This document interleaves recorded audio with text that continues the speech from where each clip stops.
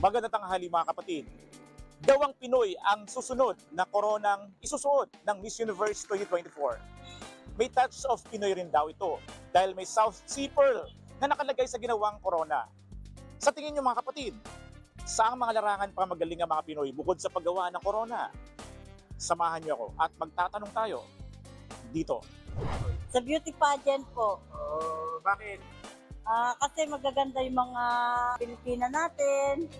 Sa TikTok, yan ang number one.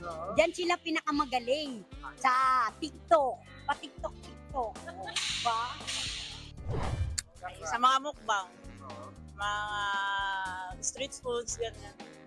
Makain? Yes, yun lang. Sa pagdating sa sa kantahan and sa boxing, yan.